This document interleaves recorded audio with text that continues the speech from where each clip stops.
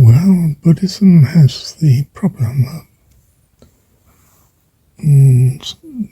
where do you find your authority if you have no God figure? Well, the ordinary peasant turns to worshipping the Buddha, praying to the Buddha, and so on. And the monks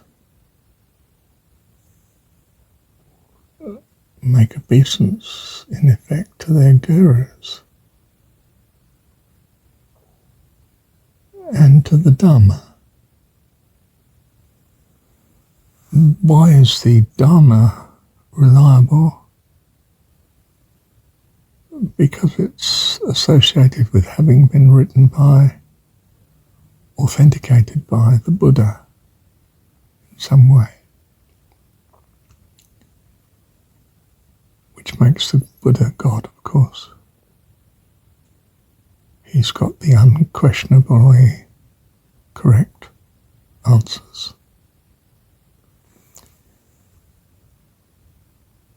So it's the obvious argument again that if we didn't have God, we'd make one. Christians couldn't see God the Father, so they made Jesus the God.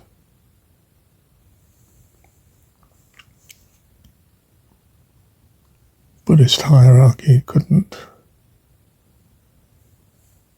see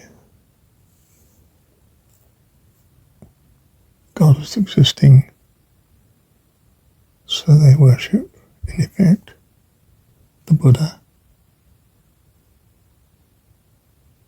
because the Dharma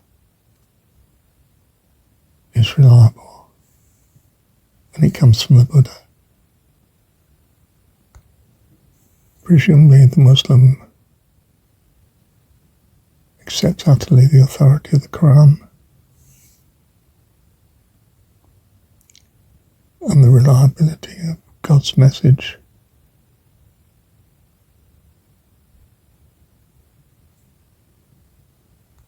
Through the Prophet, of course. The laity in the scientific religion, what we call secular science, the laity that are just secular, worship the great scientists until the new theory comes along. And the current preacher, person who extols this theory, becomes the new embodiment of truth. It's not just a theory. It's the case. We found out the truth. Sadly, the secular type scientist is further down the road than any of us, in that whoever fills the office of good and great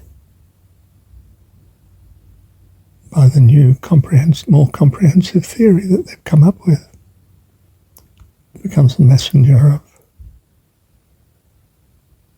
truth, that which needs to be taught. Quite simply, the fear of uncertainty has created religion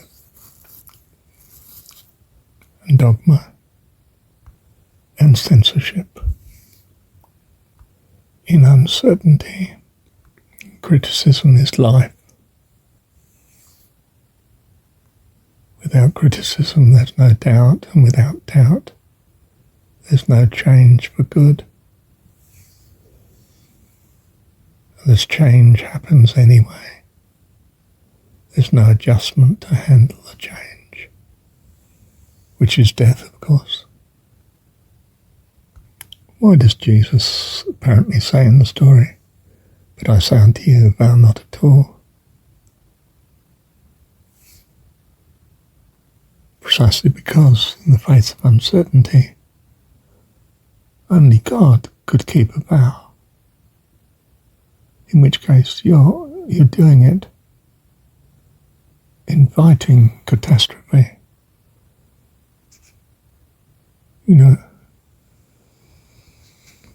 Let your yes be yes and your no no, for anything more than this cometh of evil.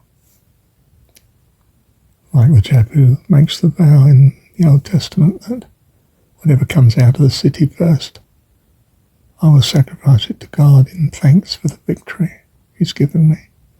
And of course the first thing that comes out of the city is his daughter. If he breaks his vow, he's damned. If he keeps it, he's damned because he would be sacrificing his daughter, killing her. So you don't make vows. Let your yea be yea and your nay nay. We are blessed, thank God, with uncertainty. But for uncertainty, there'd be no point in being here.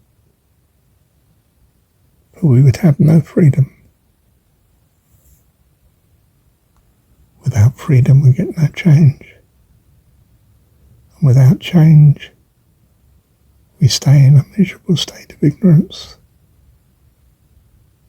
forever. Except we die first and stay dead in all realms. You cannot gain enlightenment by focusing on what you should not do and what should not be and what you should not have. You cannot base a religion that will lead to enlightenment, that says thou shalt not, or thou shalt overcome everything that causes suffering, or thou shalt simply pursue harmlessness. For it's not that we just don't want suffering, we want joy. And an absence of suffering is not joy necessarily. You need to be pursuing joy. We don't just want the absence of lies. We want truths that are going to give us life.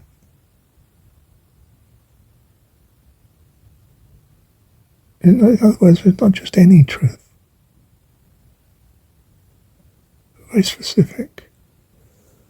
We want truth that's going to bring life. Creativity, joy, freedom, peace, you know the list. It's no good saying we're pursuing harmlessness. I want to know you're with me and will help me and protect me and love me, and I will love and help you. Not just not harm you. We want fullness of life, not bare existence. It's no good sitting 8 hours a day for 50 years, safe from all the things that would distract in meditation. That is not living. That is not life.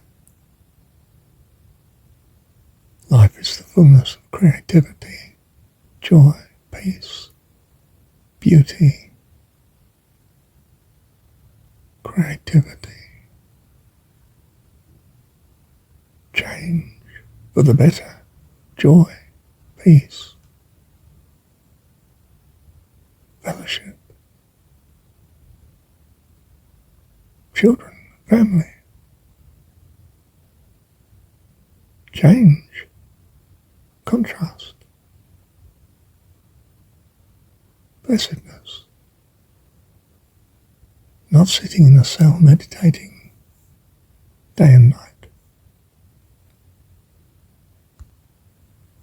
Man, you need to know yourself, know thyself. You need to worship your God with all your heart, soul, mind and strength, And your God, the only one you can love, is that one which personifies in your heart that which in your heart you value.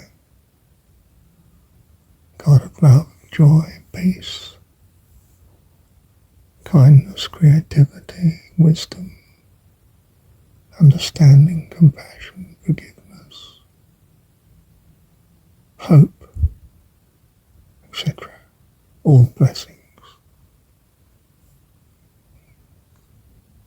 It's not that you'll be damned if you don't do it.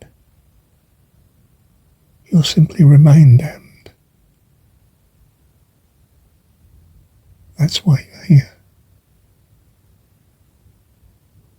To see the error of your ways.